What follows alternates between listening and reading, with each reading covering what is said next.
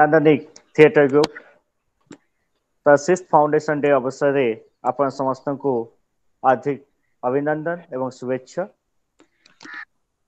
कोरापुट माटीर कला संस्कृति एवं पानी पवन कथा दर्शक मान सामने भेटी दिए नांदनिक अगणित कलाकार एवं कला को भल पाउथुवा मनीष मान नांदनिक थिएटर एक स्वतंत्र मंच। 2014 मसीह प्रोफेसर सौरभ गुप्ता तांकर किछि छात्र को नहीं आरंभ करथिले ए अनुष्ठान। आज षष्ठतम वार्षिक उत्सव अवसर में मु सौमेन्द्र कुमार स्वाई ए मंच में स्वागत जनाऊँगी आम अनुष्ठान निर्देशक प्रोफेसर सौरभ गुप्ता महोदय को। मु स्वागत जनाऊँगी असीम बसु फाउंडेशन श्रीमती भास्वती बसु समस्त भाष्य दीदी तथा असीम बसु फाउंडेशन अन्यतम सदस्य कवि शुभश्री शुभस्मिता मिश्र को स्वागत जनाऊँगी एवं आम सहित अच्छा युव कलाकार हिमांशु रंजन महांती अवसर में स्वागत जनाऊँगी। तबे प्रत्येक वर्ष अगस्ट 1 तारिख रे आमे फाउंडेशन डे सेलिब्रेशन करी आसछु। असीम बसु फाउंडेशन तरफ ए दिन मिलित भाव में आम कार्यक्रम आयोजित होता है। तबे विशिष्ट नाट्यकार निर्देशक मंच निर्माता भाव में सारा भारत निजको प्रतिष्ठित कर स्वर्गत असीम बसु स्मृति रे असीम बसु सम्मान प्रदान करा जाय थाए।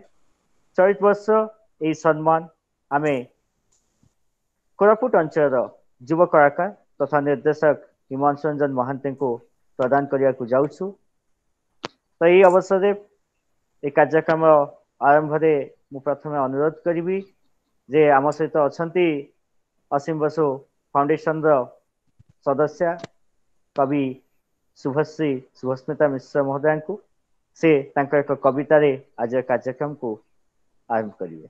समस्त को नमस्कार। मु गोटे हाथ रे मोबाइल धरथिबारु दुई हाथ जोड़ी की नमस्कार करि परनी। तेबे नांदनिक रो षष्ठतम जन्मदिन रे ताको हार्दिक शुभेच्छा। ठीक आर वर्ष आमे ए समय रे मु आउ भास्वती बसु थिलु नांदनिक रो कलाकार मानक सहित सौरभ भाई सहित मणिदीपा मैडम सहित आउ मते एबे भी लागुची जे ये उत्तप्त दीपहर रे भुवनेश्वर निरारुण भुवनेश्वर सहर रे आमे एबे भी कोरापुट रो से वर्षा छिटा को अनुभव करूचु। आमर तार टुपटाप शब्द एबे भी कान रे बाजुची। तेणु से अनुभव नहीं कि आमे आरंभ करवा कविता पाठ। प्रथम खूब गोटे सुखद समय ये नुहे भारी समस्ते सबु जगार समस्त सहित थाई कि भी आमे एकला कोठु ना कोठु आमे गोटे भोगुचे निज भीतर गोटे एकलापण आउ सेई एकलापण को नेकी मोर आज कविता एकलापण कविता। ए घरे मु मो सह एकुटिया रुहे ए घरे मु मो सह एकुटिया रहे। आजिकाली मो अपार्टमेंट तले खूब भिड़ किछि पारा 3टी घर चटिया हले बणी आ मिठू नार मैनाटे थंट खूब बेसी नाली से माने कुआडे आसंती पचारिनी बेल न थाए। से माने कुआडे आसंती पचारिनी मोर बेल न थाए। किछि खाद्य बळे थिले मु अन्य मनस्कतारे रखी देई थाए मोर काच कांथर बालकनी रे छोटा गळा बाटटे खोला थाए मोर लक्ष्य रे। मु आजिकाली खूब एकुटिया रहे निजे निज भितरे। मो बेडरूम सारा खोला पड़ी थाए बही अधा पिया चा कप केबेटू पिंधा ही नथिबा गोटे कला रंगर ब्रा आउ बेच किसी अन्य मनस्कता। मु खूब बेला जाए मु जाने जे खूब बेल मु जाने जे मोर आउ टिके सोइबार अछि। दिनर 8 घंटा निद चेहरार सौंदर्य ପାଇଁ खर्च କରିବାକୁ हुए। हेले मोर ए निया लगा आखी केवल निदर स्वप्न देखी जाने ता भी सारा राती अनिद्रा रही। मु आजिकाली खूब एगला रहे। मु आजिकाली खूब एकला रहे किछि क्लासिक फिल्म नुआ पुराणा गजल उर्दू शायरी आउ शहादत हसन मंटों गप भितरे। ମଣ୍ଟୁଙ୍କ ଗପ ଭିତରେ ମୋ ଏକଲାପଣ ଆଉ ଟିକେ ଗଭୀର ହୁଏ ମୋର ବେଶ କିଛି ଅନ୍ୟ ମନସ୍କତା। ରୁମିଙ୍କ ଦେହାତୀତ ପ୍ରେମ କବିତା ଅବାଧ୍ୟ ଲାଗିଲେ ବି ଆଜିକାଲି ଭଲ ଲାଗେ। ଆଜିକାଲି ଖୁବ ଗୋଟେ ଉଦାସୀନତା ନଥାଏ। ଆଜିକାଲି ଯେତେବେଳେ ମହାମାରୀ ମଣିଷର ମୁଣ୍ଡ କିଣୁଥାଏ ସୁଲଭ ମୂଲ୍ୟରେ, ସେତେବେଳେ ମୁଁ ବସିଥାଏ ମୃତ୍ୟୁକୁ ଜାବୁଡି ଧରି। ଆଜିକାଲି ଖୁବ ଗୋଟେ ଉଦାସୀନ ନଥାଏ। ଆଜିକାଲି ଯେତେବେଳେ ମହାମାରୀ ମଣିଷର ମୁଣ୍ଡ କିଣୁଥାଏ ସୁଲଭ ମୂଲ୍ୟରେ, ସେତେବେଳେ ମୁଁ ବସିଥାଏ ମୃତ୍ୟୁକୁ ଜାବୁଡି ଧରି। ଆଜିକାଲି ମୁଁ ମୋ ସହ ଏକଲା ରୁହେ, ଏକୁଟିଆ ରହେ, ଏ କୋଳାହଳ ଦୁନିଆକୁ ପଛ କରି। ଧନ୍ୟବାଦ। ଧନ୍ୟବାଦ କବି। ସତରେ ଆପଣଙ୍କ ସେଇ ଭଲ ପାଇବା, ସେଇ ସ୍ମୃତି ଆଜି ବି ସେମିତି ରହିଛି। ତେଣୁ ସେ କୋରାପୁଟକୁ ଆଉ ନାନ୍ଦନିକ କଳାକାରଙ୍କୁ ଆପଣ ସେମିତି ଭଲ ପାଉଥାନ୍ତୁ। ଆପଣଙ୍କ କବିତା ଭିତରେ ନିଶ୍ଚିନ୍ତ ଭାବରେ ଏଇ ଏକଲାପଣକୁ ବାରି ହେଇ ପଡୁଥିଲା। ଧନ୍ୟବାଦ। ତ ବର୍ତ୍ତମାନ ଅନୁରୋଧ କରିବି ନାନ୍ଦନିକର ନିର୍ଦ୍ଦେଶକ ପ୍ରଫେସର ସୌରଭ ଗୁପ୍ତାଙ୍କୁ, ସିଏ ନାନ୍ଦନିକ ସମ୍ପର୍କରେ ନିଜର କିଛି ବକ୍ତବ୍ୟ ରଖିବେ। Thank you very much. I welcome all of you to today's program, and especially I would like to congratulate Ms. Shubhasri Shubhashmita Mishra on this beautiful poem which she has recited for us just now. And we are all feeling that we are in a different world together. Your poem has given us a lot of comfort and lot of room to think during this troubled time of COVID-19. Nandanik, as Shomendra has already told, that it is basically a theater group, and we are still in our very early times. And theater is a very difficult thing to do, simply because I always say that poets are more lucky than theatricians, because poem can be written in isolation. Poetry Poem can demand. only written in isolation. Yes, and poem can be written in isolation, and a poet needs only his mind and imagination. But a theater person needs other human beings, sets, props, lights, and more importantly, a stage. A lot of things are required to do a theater. Theater cannot be done solo. But today we are facing a very big challenge. Theater might stop also, because the main basis of theater, which is coming together, ଆମେ ସମସ୍ତେ ଏକାଠି ହେଇକି ଗୋଟେ କାମ କରିବା ନା ହଉଛି theatre. ସେ ଏକାଠି ଆସିବା ଉପରେ ହିଁ ନିଷେଧାଜ୍ଞା ଜାରି ହେଇଯାଇଛି। ତ ଥିଏଟର ପାଇଁ ଏତେ ବଡ ଚ୍ୟାଲେଞ୍ଜ ବୋଧହୁଏ ପୃଥିବୀରେ ଆଉ କେବେ ହେଇନି। ତ ସେଇଥିପାଇଁ ଆମେ ସମସ୍ତେ ଭାବିଥିଲୁ ଯେ what can we do to revive the spirit of theatre। ତ ପ୍ରତିବର୍ଷ ନାନ୍ଦନିକର ଏଇ ଦେଓମାଲି ଜାତୀୟ ନାଟ୍ୟ ମହୋତ୍ସବ ଏବଂ ନାନ୍ଦନିକର ଯୋଉ ଫାଉଣ୍ଡେସନ ଡେ, ଏଇଟା ପାଳିତ ହଉଛି। ଆଉ 3 ବର୍ଷ ହେଲା ଅସୀମ ବସୁ ଫାଉଣ୍ଡେସନ ସହିତ ଆମେ ଯୋଡ଼ିକି ଏଇ ଆୱାର୍ଡଟା ଦିଆ ହଉଛି। ଆକ୍ଚୁଆଲି ମୁଁ ଯେତେବେଳେ ଅସୀମ ବାବୁକୁ ଭେଟିଥିଲି, I met him only once, just before he passed away. So he told me that very early on in his life, at a very young age, he spent some time in Koraput. So I came to know that he had a Koraput connection. So when he passed away, we decided that ଏମିତି କିଛି ଗୋଟେ ଆମେ କରିବା ଯେ ଅସୀମ ବାବୁଙ୍କର ନାଁଟା କୋରାପୁଟ ଅଞ୍ଚଳର ଯୋଉ ଯୁବା ନାଟ୍ୟକର୍ମୀ ମାନେ ଅଛନ୍ତି ସେମାନେ ଜାଣିବେ। କାହିଁକି Indians have a habit to forget their own history. ମାନେ ଭାରତୀୟ ଜାତି ହଉଛି ଗୋଟେ ଆତ୍ମବିସ୍ମୃତ ଜାତି। ତ ସେଇଥିପାଇଁ ଏଇ ଆୱାର୍ଡଟା ଆକ୍ଚୁଆଲି ଷ୍ଟାର୍ଟ କରାହେଇଛି। ଆଉ ମେନ୍ ଜିନିଷ ହଉଛି ଯେଟା ଯେ ଏଇ ଅଞ୍ଚଳରେ ଅନଡିଭାଇଡେଡ୍ କୋରାପୁଟ ଅଥବା କେବିକେ ଅଞ୍ଚଳରେ ଥିଏଟରର ପ୍ରସାରଟା ଯେମିତି ହବା ଦରକାର, ସେ କାঙ্ক্ষিত ଜାଗାରେ ଏବେ ମଧ୍ୟ ଯାଇନାହାନ୍ତି। ଗୋଟେ ସମୟ ଥିଲା ଯୋଉ ସମୟରେ ଗୋଟେ ଜୋଆର ଆସିଥିଲା, କିନ୍ତୁ ଏବେ ସ୍ତୀମିତ ହେଇଯାଇଛି। ତ ସେଥିପାଇଁ ୟଙ୍ଗ ଜେନେରେସନ ଯଦି ଟିକେ ଉତ୍ସାହିତ ହେଇକି ଥିଏଟରରେ ମିଶିବେ, ତାହେଲେ ଏ କଲା ବଞ୍ଚିବ। ଏଇ ଉଦ୍ଦେଶ୍ୟ ନେଇ ଏଇ ଆୱାର୍ଡଟା ଷ୍ଟାର୍ଟ ହେଇଛି। ଆମର ପ୍ରଥମ ବର୍ଷ 2017ରେ ଏଇ ଅସୀମ ବସୁ ଆୱାର୍ଡ ପ୍ରାପକ ଥିଲେ, ଯୋଉ ଆଜି ଆମ ଗହନରେ ଅଛନ୍ତି, ସୌମେନ୍ଦ୍ର ନିଜେ ସେ ଷ୍ଟେଜ କ୍ରାଫ୍ଟ ପାଇଁ ପାଇଥିଲେ। Second year Damarudhar Nayak Koraput cultural society ସେ ପାଇଥିଲେ ମ୍ୟୁଜିକ ଆକ୍ଟିଂ ପାଇଁ। ଆଉ ଏଇ ବର୍ଷ ହିମାଂଶୁ ରଞ୍ଜନ ମହାନ୍ତି ତାକୁ ଦିଆହବ acting. So I will only want to like to say one thing.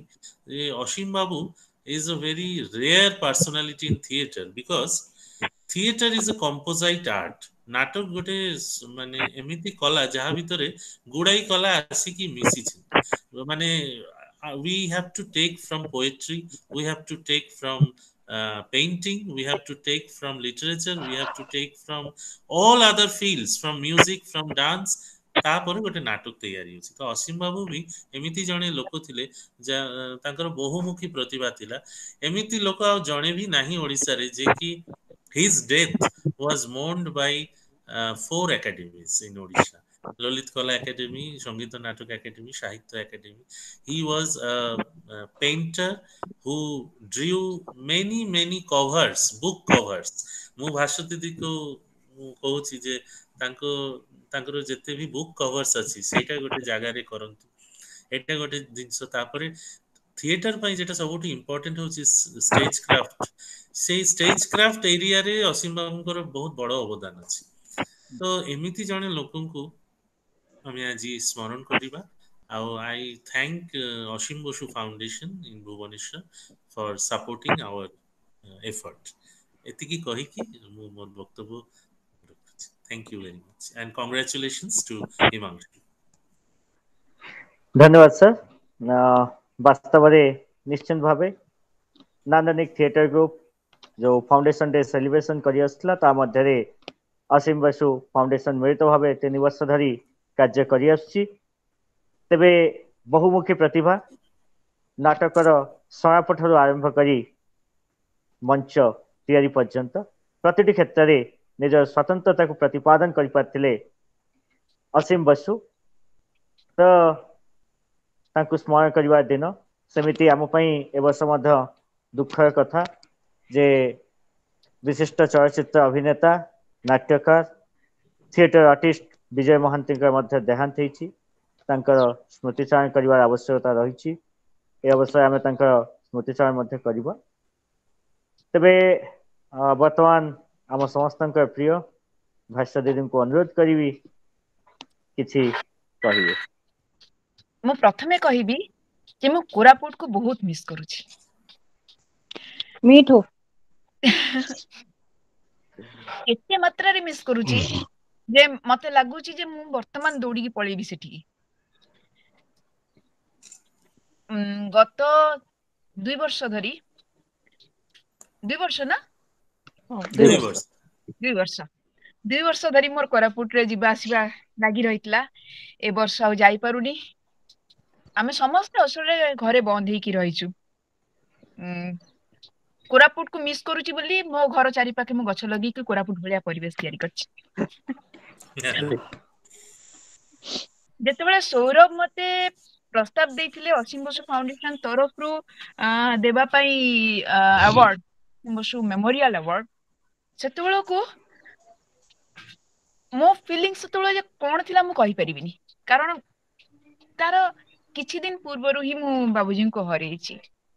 असीम बसु को हरैछु आमे एवं से पर्यंत एबे भी तांको स्मृति यथेष्ट ताजा। सेतेबेले तांको हरैबार स्मृतिटा अधिक ताजा थिला। एबे तांको स्मृति ताजा सेतेबेले तांको हरैबार स्मृतिटा अधिक ताजा थिला। ता भितरे एभया गोटे प्रस्ताव आसिला मते मु सतरे बहुत इमोशनल फील करथि। सेतेबेले बहुत कनेक्टेड फील करथि मु सेतेबेले को नांदनी ग्रुप सहित जेतेबेले एभया गोटे प्रस्ताव मो पाखे नांदनी सहित मो रिलेशन बेस किछि वर्ष रे जेबेठारु मु सौरभ को जानिछि सेतेबेलु सौरभ मणिदीपा एवं नांदनी ग्रुप मते प्रति मुहूर्त रे आश्चर्य करि चलंती। जो प्रतिकूल परिवेश भितरे से माने ए ग्रुप को ठिया करै चंती। ए ग्रुप नै कि काम करि चली चंती। थिएटर को नै कि काम करि चली चंती। अमेजिंग। तो थैंक यू मु सब बेले तांको मोर शुभ कामना ସବୁବେଳେ ସେମାନଙ୍କ ସହିତ ଅଛି ଏବଂ ଯେତେ ଛୋଟିଆ ଭାବରେ ହଉ ଯଦି ମୋର କୌଣସି ବି ସେଥିରେ ଇନଭଲଭମେଣ୍ଟ ରହିଥାଏ ମୁଁ ବହୁତ ଖୁସି ହେବି। ଯେମିତି ଭାବରେ ମତେ ଠିଆ କରେଇଦେବେ ମାନେ ଯଦି ଷ୍ଟେଜ ତିଆରି କରିବା ପାଇଁ ଗୋଟେ ବାଉଁଶ ଦରକାର ପଡିବ ମୁଁ ସେଇ ବାଉଁଶ ହିସାବରେ ମତେ ଠିଆ କରେଇଦେବେ ମୁଁ ସେଥିରେ ବି ରାଜି। ତେଣୁକରି Thank you very much. ମୁଁ ସବୁବେଳେ ନାନ୍ଦନିକ ସହିତ ଅଛି। ତୁ ଅଛୁ ମାନେ ମୁଁ ଅଛି ଆଉ। ଅଛି ସହିତ ଅଛି। Thank you, Shalidi. ଅସଲରେ ଆମେ ଯିଏ ବି ତା ସହିତ ଆଟାଚ ହଉଛୁ ଆଉ ବାହାରି ଆସିପାରୁନୁ। ଆମେ କେହି ଜାଗାର କହିପାରିବୁ ଆମେ ନାହୁଁ ବୋଲି। ସେ ଜାଗାର ସମ୍ମୋହନ ସେମିତି। ସେ ଜାଗାର ସମ୍ମୋହନ ସେମିତି। ବହୁତ ବହୁତ ଶୁଭେଚ୍ଛା ନାନ୍ଦନିକ ଗ୍ରୁପ କୁ। ଏବଂ ଏ ବର୍ଷ ପୁଣି ଅସୀମ ବସୁ ମେମୋରିଆଲ ଇଏ ଦିଆ ହଉଛି ସମ୍ମାନ ଦିଆ ହଉଛି ସେଇଠିକାର ଜଣେ ନାଟ୍ୟକର୍ମୀକୁ, ସେଇ ପାଖାପାଖି ଅଞ୍ଚଳର ଜଣେ ନାଟ୍ୟକର୍ମୀକୁ। ଏ ଉତ୍ସାହ ଯେତିକି ପାଉଥିବା ନାଟ୍ୟକର୍ମୀଙ୍କୁ ଯେତିକି ଉତ୍ସାହିତ କରେ, ଏ ଉତ୍ସାହ ମତେ ବି ସେତିକି ଉତ୍ସାହିତ କରେ। ଅନେକ ଅନେକ ଶୁଭେଚ୍ଛା। ଯାଇପାରିଲୁନୁ ଏଥର, ଏକାଠି ହେଇପାରିଲୁନୁ, ତାର ଦୁଃଖ ତ ସବୁବେଳେ ରହିବ। କିନ୍ତୁ ଆଗାମୀ ବର୍ଷ ଆମେ ଆଶା କରିବୁ ଆମେ ଏକାଠି ନିଶ୍ଚୟ ରହିବୁ। ଧନ୍ୟବାଦ। Thank you. Thank you. ଧନ୍ୟବାଦ ଅପା। ପ୍ରକୃତରେ ଆପଣମାନଙ୍କ ଭଲ ପାଇବା ସେମିତି ରହିଥାଉ। ଯେତେବେଳେ ନାନ୍ଦନିକ ନିଜର ନାୟିକାକୁ ନେଇ ଭୁବନେଶ୍ୱର ମାଟେ ପହଞ୍ଚିଥିଲା ସେତେବେଳେ ଆପଣମାନଙ୍କ ସହଯୋଗ ମଧ୍ୟ ଅନେକ ଥିଲା।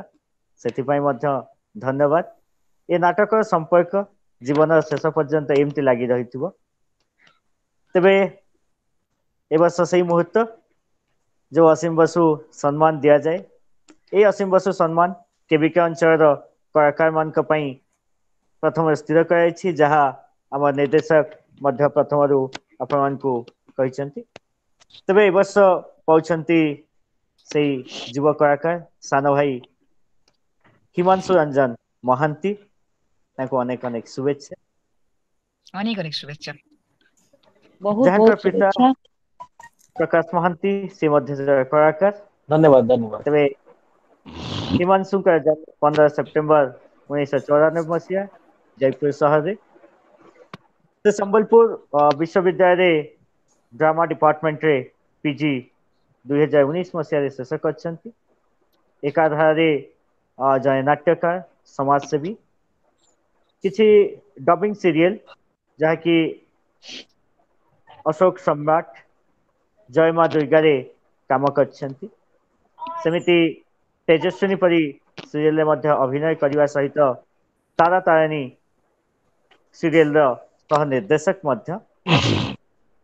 ଏଥିସହିତ ଜଣେ ସଫଳ ବେତାର ନାଟ୍ୟକାର, 50ରୁ ଉର୍ଦ୍ଧ୍ୱ ଷ୍ଟ୍ରିଟ୍ ପ୍ଲେରେ ସେ ଅଭିନୟ କରିଛନ୍ତି।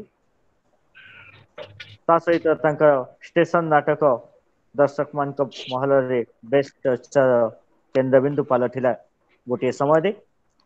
ତେବେ ବହୁ ସମ୍ମାନର ଅଧିକାରୀ ହିମାଂଶୁ ରଞ୍ଜନ ମହାନ୍ତି ଆପଣଙ୍କର ବହୁମୁଖୀ ପ୍ରତିଭାର ସ୍ମାରକୀ ରୂପେ ନାନ୍ଦନିକ ଏବଂ ଅସୀମ ବସୁ ଫାଉଣ୍ଡେସନ ତାର ଏଇ ସିକ୍ସ ଫାଉଣ୍ଡେସନରେ ଆପଣଙ୍କୁ ଅସୀମ ବସୁ ସମ୍ମାନ ପ୍ରଦାନ କରି ନିଜକୁ ଗୌରବାନ୍ୱିତ ମନେ କରୁଛି। ଓଡ଼ିଶାର ଆରାଧ୍ୟ ଦେବତା ଶ୍ରୀ ଜଗନ୍ନାଥଙ୍କୁ ଆପଣଙ୍କର ଦୀର୍ଘ ନିରୋଗ ସାଧନାମୟ ଜୀବନ ପ୍ରଦାନ କରନ୍ତୁ, ଏତିକି କାମନା କରିବୁ। ତେଣୁ ଅଶେଷ ଅଶେଷ ଧନ୍ୟବାଦ ଏବଂ ଶୁଭେଚ୍ଛା ମଧ୍ୟ। ଧନ୍ୟବାଦ ଧନ୍ୟବାଦ ଧନ୍ୟବାଦ।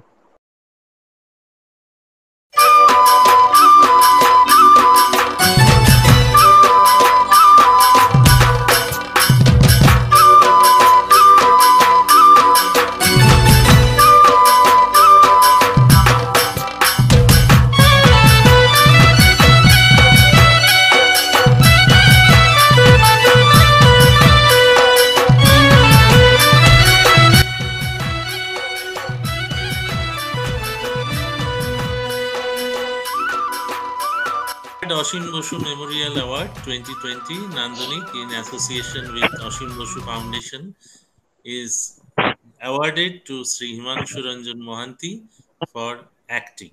1st August 2020 on the occasion of 6th Foundation Day of Nandanik. Koraput, Odisha. Himanshu. Clap for Thank you. बहुत Himanshu. बहुत धन्यवाद. बहुत धन्यवाद. बहुत धन्यवाद. Congratulations. ତ ବର୍ତ୍ତମାନ ମୁଁ ଅନୁରୋଧ କରିବି ଯେ ଆଜି ଯୋଉ ଅସୀମ ବସୁ ସମ୍ମାନ ପାଇଥିବା ହିମାଂଶୁଙ୍କୁ ସାନ ଭାଇ ହିମାଂଶୁ ତାଙ୍କର କିଛି ବକ୍ତବ୍ୟ ରଖିବେ। ବହୁତ ବହୁତ ଧନ୍ୟବାଦ ସମସ୍ତଙ୍କୁ ମୋର ହୃଦୟର ସହିତ ନମସ୍କାର ଜଣାଉଛି ସମସ୍ତଙ୍କୁ ମୁଣ୍ଡିଆ ମାରୁଛି ସମସ୍ତଙ୍କୁ ପ୍ରଣାମ କରୁଛି ପ୍ରଥମେ ଯଦି ନାନ୍ଦନିକ ବିଷୟରେ କିଛି କହିବାକୁ ସୁଯୋଗ ମିଳିଛି ଯେହେତୁ 3 ବର୍ଷ ଧରି ନାନ୍ଦନିକ ସହିତ ମୋର ସମ୍ପର୍କ ଗତ 3 ବର୍ଷ ତଳେ ଆମର ଗୋଟେ ନାଟକ ଆସିଥିଲା ମୁଁ ସେତେବେଳେ ସମ୍ବଲପୁର ବିଶ୍ୱବିଦ୍ୟାଳୟରେ ପଢୁଥିଲି ଡ୍ରାମା ବିଭାଗରେ ସେତେବେଳେ ଆମେ ଯୋଉ 3-4 ଜଣ ସାଙ୍ଗ ମିଶିକି ଗୋଟେ ନାଟକ ପ୍ରସ୍ତୁତ କରିଥିଲୁ ନାଟକର ନାମ ଥିଲା ଷ୍ଟେସନ ବୋଲି ସେ ନାଟକଟି ଆମେ ନାନ୍ଦନିକରେ ମଞ୍ଚସ୍ଥ କରିଥିଲୁ ବହୁତ ଭଲ ପାଇଥିଲେ ଅଡିଏନ୍ସ କୋରାପୁଟ ଯେହେତୁ ମୁଁ କୋରାପୁଟ ଅଞ୍ଚଳର ପିଲା ମୋର ଜନ୍ମ କୋରାପୁଟରେ ତେଣୁ ମାନେ ଦେଖିବାକୁ ଗଲେ ଜାତୀୟ ସ୍ତର ନାଟକ ମହୋତ୍ସବ ବୋଧହୁଏ କୋରାପୁଟରେ ପ୍ରଥମ ଥର ପାଇଁ ନାନ୍ଦନିକ ଦ୍ଵାରା ଆୟୋଜିତ ହଉଛି ବର୍ତ୍ତମାନ ପର୍ଯ୍ୟନ୍ତ ସେଥିପାଇଁ ନାନ୍ଦନିକକୁ ବହୁତ ବହୁତ ଧନ୍ୟବାଦ ଦେବି ଯେ କିଛି ବର୍ଷ ହେଲା ଆପଣ ମାନେ କୋରାପୁଟ ଭଳିଆ ଗୋଟେ ଉପାନ୍ତ ଅଞ୍ଚଳରେ ନାଟକକୁ ପ୍ରୋତ୍ସାହନ ଦେବା ପାଇଁ ନାଟକକୁ ଆଗକୁ ନବା ପାଇଁ ଗୋଟେ ସୂତ୍ରଧର ପାଲଟିଛନ୍ତି ଗୋଟେ ଗୁଣ୍ଡୁଚିମୂଷାର କାମ ବି କରୁଛନ୍ତି ସେଥିପାଇଁ ନାନ୍ଦନିକକୁ ବହୁତ ବହୁତ ଧନ୍ୟବାଦ ଦେବି ତାପରେ ଧନ୍ୟବାଦ ଦେବି ମୁଁ ସୌରଭ ଦାଦାଙ୍କୁ ଯାଙ୍କ ସହିତ ମୋର ଦେଖା ହେଇଥିଲା ସେଇ ସମୟରେ ଆଗରୁ କଥାବାର୍ତ୍ତା ହେଇଥିଲୁ ସୌରଭ ଦାଦାଙ୍କ ବିଷୟରେ ଶୁଣିଥିଲି କିନ୍ତୁ ଦେଖା ହେଇନଥିଲା ସୌରଭ ଦାଦାଙ୍କ ସହିତ ଦେଖା ହେଲା ମନୋଦୀପ ମ୍ୟାଡାମଙ୍କ ସହିତ ଦେଖା ହେଲା ବାପୁ ଭାଇଙ୍କ ସହିତ ଦେଖା ହେଲା ସମସ୍ତଙ୍କଠୁ ବହୁତ ସ୍ନେହ ପାଇଲି ସୁଦୂର କାଲକାଟାରୁ ଆସିକି ସୌରଭ ଦା ଗୋଟେ ଅନୁଷ୍ଠାନ ଗଠନ କଲେ କୋରାପୁଟରେ ଆଉ ସେ ଅନୁଷ୍ଠାନ ବିଗତ 6 ବର୍ଷ ଧରି କାମ କରୁଛି ସେଟା ଆମର କୋରାପୁଟ ମାଟି ପାଇଁ ବହୁତ ବଡ ଗର୍ବର କଥା ଗୌରବର କଥା ଆଉ ତାଠୁ ବଡ ଗୌରବର କଥା ହଉଛି ଆମମାନଙ୍କ ଭଳିଆ କଳାକାର ମାନଙ୍କ ପାଇଁ ଯୋଉମାନେ କୋରାପୁଟ ଅଞ୍ଚଳରେ ରହିଯାଇଛନ୍ତି ଯୋଉ କଳାକାର ମାନେ କୋରାପୁଟ ଅଞ୍ଚଳରେ ରହିଯାଇଛନ୍ତି ବାହାରକୁ ଯାଇ ପାରୁନାହାନ୍ତି ସେମାନଙ୍କ ପାଇଁ ବହୁତ ବଡ ପ୍ଲାଟଫର୍ମ କହିଲେ ଅତ୍ୟୁକ୍ତି ହବ ନାହିଁ ସେଥିପାଇଁ ନାନ୍ଦନିକର ସମସ୍ତ କାର୍ଯ୍ୟକର୍ତ୍ତା ମାନଙ୍କୁ ବହୁତ ବହୁତ ଧନ୍ୟବାଦ ଯେ ନାନ୍ଦନିକ କୁ ଆପଣ ଏଠି ଜନ୍ମ ଦେଲେ ନାନ୍ଦନିକ କୁ ଆଗକୁ 6 ବର୍ଷ ହେଲା ବଢେଇ ସାରିଲେଣି ନାନ୍ଦନିକର ଏମିତି ଆଗକୁ ବଢି ଚାଲୁ 100 ବର୍ଷ 1000 ବର୍ଷ ପର୍ଯ୍ୟନ୍ତ ନାନ୍ଦନିକ ରହୁ ଆଉ ନାଟକ କରୁଥାଉ ଆଉ ବିଭିନ୍ନ ସାଂସ୍କୃତିକ କାର୍ଯ୍ୟକ୍ରମ କରୁଥାଉ ଏଇଟା ମୋର ନାନ୍ଦନିକ ପାଇଁ ଥିଲା ମୋର ଗୋଟେ ଛୋଟିଆ ମେସେଜ ତାପରେ ଧନ୍ୟବାଦ ଦେବି ଅସୀମ ବସୁ ଫାଉଣ୍ଡେସନକୁ ପ୍ରକୃତରେ ଯେତେବେଳେ ମୁଁ ଛୋଟଟେ ଥିଲି 5-6 ବର୍ଷର ହେଇଥିଲି ସେତେବେଳେ 6-7 ବର୍ଷର ହେଇଥିଲି ସେତେବେଳେ ଆମେ ଭୁବନେଶ୍ୱର ରବୀନ୍ଦ୍ର ମଣ୍ଡପରେ ନାଟକ କରିବା ପାଇଁ ଯାଇଥିଲୁ କୋଟପାଡର ଆମର ଦଳ ସାଂସ୍କୃତିକ ଦଳ ଦମୟନ୍ତୀ କଳା ପରିଷଦ କୋଟପାଡରୁ ଆମେ ଆମର କାର୍ଯ୍ୟକ୍ରମ ନେଇକି ଯାଇଥିଲୁ ଆମର ଗୋଟେ ନାଟକ ନେଇକି ଯାଇଥିଲୁ ସେଇଠି ଅସୀମ ଦାଦାଙ୍କ ସହିତ ପ୍ରଥମ ଦେଖା ହେଇଥିଲା ଦାଢି ଥିବା ମଣିଷ ବହୁତ ସୁନ୍ଦର ମେଳାପି କଥାବାର୍ତ୍ତା ବହୁତ ସୁନ୍ଦର ବାପାଙ୍କ ସହିତ ଯେହେତୁ ଆଗରୁ ପରିଚୟ ଥିଲା ମୋର ବି ପରିଚୟ କରେଇଲେ ମୁଣ୍ଡିଆ ମାରିଲି କଥାବାର୍ତ୍ତା ହେଲି ସେତେବେଳେ ତ ଛୋଟ ଥିଲି ବୁଦ୍ଧି ଆସି ନଥିଲା ତାପରେ ଯେତେବେଳେ ସ୍କୁଲ ଟାଇମରେ ମୁଁ ପଢିଲି 8th 9th 10th ଭୁବନେଶ୍ୱରରେ ତାପରେ ଧୀରେ ଧୀରେ ଯେତେବେଳେ ଆହୁରି ଆଗକୁ ଗଲି ଭୁବନେଶ୍ୱରରେ ରହିଲି ଯେତେବେଳେ ମୋର ସିରିଏଲ ଆଉ ଡବିଂ ପାଇଁ ରହିଲି ଯେତେବେଳେ ବି ସିରିଏଲ କାମ ନଥାଏ କିମ୍ବା ଯେତେବେଳେ ଡବିଂ କାମ ନଥାଏ ଯେତେବେଳେ କିଛି କାମ ନଥାଏ ସେ ରବୀନ୍ଦ୍ର ମଣ୍ଡପରେ ଯାହା ବି ହଉଥାଉ ନାଟକ ହଉଥାଉ ନୃତ୍ୟ ହେଇଥାଉ ଓଡିଶୀ ହେଇଥାଉ ଗୀତ ହେଇଥାଉ ଯାହା ଯେକୌଣସି କାର୍ଯ୍ୟକ୍ରମରେ ମୁଁ ପହଞ୍ଚିଯାଏ ଦେଖିବା ପାଇଁ କିଛି ଶିଖିବା ପାଇଁ କିଛି କରିବାର ଆଶା ନାହିଁ ସବୁବେଳେ ସାକ୍ଷାତ ହୁଅନ୍ତି ଆମର ଅସୀମ ଦାଦା ପିଲାଠୁ ବୁଢା ପର୍ଯ୍ୟନ୍ତ ସମସ୍ତଙ୍କର ଦାଦା ସିଏ ଥିଲେ ତାଙ୍କ ସହିତ ଭାବିଲି ପ୍ରଥମେ ଯେ ଏଇ ମଣିଷକୁ ଯୋଉ ମଣିଷକୁ ମୁଁ ପୁରା ଛୋଟବେଳେ ଦେଖିଥିଲି ସେଇ ମଣିଷଙ୍କୁ ମୁଁ ନିଜର ପରିଚୟ କେମିତି ଦେବି ଆଉ କଣ ବୋଲି କଥା ହେବି ତାପରେ ମୋର ସାହସ ଜୁଟେଇକି ଯେହେତୁ ଦେଖା ଯାଉଥିଲେ ସେ ଗମ୍ଭୀର ତେଣୁ ମତେ ଡର ଲାଗିଥିଲା 2016 ମସିହାର କଥା ଯେତେବେଳେ ମୁଁ ଭୁବନେଶ୍ୱରରେ ରହୁଥିଲି ତାପରେ ଗଲି ନିଜର ପରିଚୟ ଦେଲି ମୁଁ ପ୍ରକାଶ ମହାନ୍ତିଙ୍କର ପୁଅ କୋରାପୁଟ କୋଟପାଡରୁ ଦମୟନ୍ତୀ କଳା ପରିଷଦ କୋଟପାଡରୁ ସେ ମତେ ଦେଖିକି ବହୁତ ଖୁସି ହେଇଗଲେ ସେ ମତେ ପଚାରିଲେ ବାବା କଣ କରୁଛ ଏବେ କୋଉଠି ପଢାପଢି କଣ ସରିଲା ମୁଁ ଏମିତି ଏମିତି ଏମିତି ଏମିତି କହିଲି। ତାପରେ କହିଲେ ଯାହା ହଉ କୋରାପୁଟରୁ ଆସିକି ତମେ ଏଠି ରହୁଛ, ନାଟକ ଦେଖିବା ପାଇଁ ଆସୁଛ, ସେଟା ବହୁତ ବଡ କଥା। ନାଟକ ଦେଖୁଥାଅ, ନାଟକରୁ ଶିଖୁଥାଅ, ଆଉ ନାଟକ କରିଚାଲ। ଯୋଉଠି ବି ସ୍ଥାନ ମିଳୁଛି, କୋରାପୁଟରୁ ସବୁବେଳେ ଭୁବନେଶ୍ୱର ଆସିକି ନାଟକ କରିବାଟା ସହଜ କଥା ନୁହଁ। କୋରାପୁଟରୁ ସବୁ ଦଳ ବି ଭୁବନେଶ୍ୱର ଆସି ପାରୁନାହାନ୍ତି ନାଟକ ପାଇଁ। ଆଉ ତମେ ଯୋଉଠି ସୁଯୋଗ ପାଉଛ ସେଠି ନାଟକ କରିଚାଲ। ଏମିତି ବହୁତ ଥର ଦେଖା ହେଇଛି। ବହୁତ ଥର ରବୀନ୍ଦ୍ର ମଣ୍ଡପର ଲେଫ୍ଟ ସାଇଡ ର ଫାଷ୍ଟ ସିଟ ରେ ଯୋଉଟା ଦାଦାଙ୍କର ଜାଗା ଥିଲା, ସେ ଜାଗାକୁ ଦେଖିଲେ ଏବେ ବି ଲାଗେ ଯେ ଅସିମ ଦା ବସିଛନ୍ତି। ଅସିମ ଦାଙ୍କର ଯେତେବେଳେ ଦେହାନ୍ତ ହେଲା ଶୁଣି ବିଶ୍ୱାସ କରିପାରିଲିନି। ସେତେବେଳେ ମୁଁ ବି ଭୁବନେଶ୍ୱରରେ ଥିଲି। ଯୋଉ ସ୍ମୃତି ସଭା ହେଇଥିଲା ସଙ୍ଗୀତ ମହାବିଦ୍ୟାଳୟରେ, ସେଠି ମୁଁ ବି ଉପସ୍ଥିତ ଥିଲି। ସେତେବେଳେ କିଛି କହିବାକୁ ଚାହୁଁଥିଲି, କିନ୍ତୁ ଯେହେତୁ ସବୁ ବଡ ବଡ ଲୋକମାନେ ଥିଲେ, ଯେହେତୁ ସବୁ ବଡ ବଡ ନାଟକର ଲୋକମାନେ ଥିଲେ, ମଞ୍ଚର ଲୋକମାନେ ଥିଲେ, ମୁଁ ନିଜକୁ ଛୋଟିଆ ଅନୁଭବ କଲି, ଆଉ କିଛି କହିପାରିଲି ନାହିଁ। ସେଇଠି ବସିକି ସେଇଠି ଅସିମ ଦାଙ୍କୁ ମନେ ପକେଇକି ଦୁଃଖ କଲି, ସେଟା କିଛି କହିପାରିଲି ନାହିଁ। କିନ୍ତୁ ଅସିମ ଦାଦାଙ୍କର ଯୋଉ ଭଲ ପାଇବା, ଯୋଉ ସ୍ନେହ ଶ୍ରଦ୍ଧା ମଞ୍ଚ ପାଇଁ, ମଞ୍ଚର ଲୋକମାନଙ୍କର ପାଇଁ ଯୋଉ ଥିଲା, ତାହା ବୋଧେ ଆଉ କେବେ ପୂରଣ ହେଇପାରିବ ନାହିଁ। ଆଉ ଦ୍ଵିତୀୟ ଅସିମ ବସୁ କେବେ ଆସିପାରିବେ ନାହିଁ। ସେଥିପାଇଁ ଯୋଉ ଅସିମ ବସୁଙ୍କୁ ଦେଖିକି ମୁଁ ବଡ ହେଇଛି, ଯୋଉ ଅସିମ ବସୁଙ୍କ ଠାରୁ ମୁଁ ବହୁତ କଥା ଶିଖିଛି, ଯାହାଙ୍କର ପାଇଁ ଯାହାଙ୍କର ଆଶୀର୍ବାଦ ମୁଁ ପାଇଛି କହିଲେ ଭୁଲ ହବ ନାହିଁ। ତାଙ୍କ ନାଁରେ ମତେ ଗୋଟେ ସମ୍ମାନ ମିଳିବାଟା ବହୁତ ବଡ କଥା। ସେଇ ଅସିମ ବସୁଙ୍କ ନାଁରେ ମତେ କିଛି ବି ଯଦି ମିଳେ, କିଛି ବି ଅସିମ ବସୁଙ୍କୁ ରିଲେଟେଡ, ଅସିମ ବସୁଙ୍କ ରିଲେଟେଡ କିଛି ବି ମୋର ଯଦି, ମାନେ ମୋର ସୌଭାଗ୍ୟ ସେତିକି ଯେ ଅସିମ ଦାଙ୍କର ନାଁରେ ମତେ କିଛି ମିଳିବ କିମ୍ବା ମିଳିଛି। ତ ଏଇ ସ୍ମୃତି ଥିଲା ଅସିମ ଦାଦାଙ୍କ ସହିତ। ତାପରେ ଅସିମ ଦାଙ୍କର ଦେହାନ୍ତ ପରେ ତାଙ୍କର ତିନୋଟି ନାଟକ ନା ଚାରୋଟି ନାଟକ ମଞ୍ଚସ୍ଥ ହେଇଥିଲା ରବୀନ୍ଦ୍ର ମଣ୍ଡପରେ। ଅସିମ ଦାଦାଙ୍କର ଗୋଟେ ସୋଲୋ ପରଫର୍ମ କରିଥିଲେ ଆମର ଚୌଧୁରୀ ବିକାଶ ଦାସ କରିଥିଲେ। ବର୍ଷ ଭୁବନେଶ୍ୱରରେ ରହୁଥିଲି ସମ୍ବଲପୁର ଆସିବା ପୂର୍ବରୁ, 2017 ପୂର୍ବରୁ। ତ ଯେକୌଣସି କାର୍ଯ୍ୟକ୍ରମରେ ଅସିମ ଦାଦାଙ୍କ ସହିତ ଦେଖା ହେଇଛି। ସିଏ ହୁଏତ ମୋର ବାପାଙ୍କଠୁ ବଡ, ବାକି ବାପାଙ୍କର ବାପାଙ୍କର ବୟସର, କିନ୍ତୁ ମୋର ବାପା ବି ଦାଦା ଡାକୁଥିଲେ, ଆଉ ମୁଁ ବି ଦାଦା ଡାକୁଥିଲି, ସେଇଭଳିଆ ଥିଲା। କିନ୍ତୁ ଗତ କିଛି ଦିନ ତଳେ ଯେତେବେଳେ ମୁଁ ବାପାଙ୍କୁ ଜଣେଇଲି ଯେ ଏମିତି ଏମିତି ନାନ୍ଦନିକ ତରଫ, ଯେହେତୁ ନାନ୍ଦନିକ ସହିତ ବାପା ବି ଜଡିତ ଅଛନ୍ତି, ସୌରଭ ଦାଦାଙ୍କୁ ଚିହ୍ନିଛନ୍ତି, ନାନ୍ଦନିକ ର କାର୍ଯ୍ୟକ୍ରମକୁ ଯାଇଛନ୍ତି, ଯେତେବେଳେ ମୁଁ ଜଣେଇଲି ଯେ ନାନ୍ଦନିକ ତରଫରୁ ଅସିମ ଦାଦାଙ୍କ ଫାଉଣ୍ଡେସନ ତରଫରୁ ମତେ କିଛି ପୁରସ୍କାର ମିଳିବାକୁ ଯାଉଛି କିମ୍ବା ସମ୍ମାନିତ କରିବେ ମତେ, କହିଲାରୁ ବହୁତ ଖୁସି ହେଲେ। ସିଏ ତାଙ୍କର ଅତୀତର ଗୋଟେ କଥା ମନେ ପକେଇଥିଲେ, ଯେ ଯେତେବେଳେ ପ୍ରଥମ ଥର ପାଇଁ ଦମୟନ୍ତୀ କଳା ପରିଷଦ କୋଟପାଟ ଯାଇଥିଲା ରବୀନ୍ଦ୍ର ମଣ୍ଡପକୁ ନାଟକ କରିବା ପାଇଁ, ସେତେବେଳେ ଭୁବନେଶ୍ୱରରୁ କୋରାପୁଟରୁ ଭୁବନେଶ୍ୱର ପାଖାପାଖି 700 କିଲୋମିଟର କୋଟପାଟରୁ।